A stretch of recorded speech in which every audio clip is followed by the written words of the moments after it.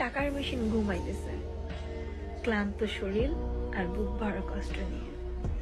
সামনে ঈদ, এক টেনশন, এক আকাশ পরিমাণ চিন্তা মাথায় নিয়ে ঘুমাইতে পারতেছে না।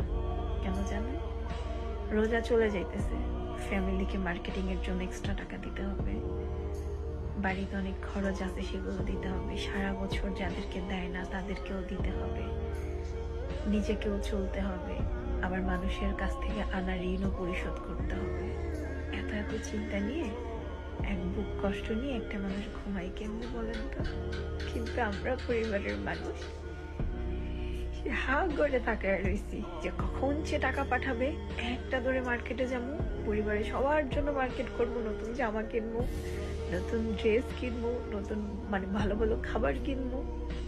কিন্তু যে মানুষটা পাঠাইবো, যে মানুষটার মনের পরিস্থিতিটা কেমন, কত বছর যে একসাথে ঈদ করে না, কতটা দিন যে একসাথে খায় না পরিবারের সাথে, এই টাকা আর এই জীবনটা শেষ করে দিল।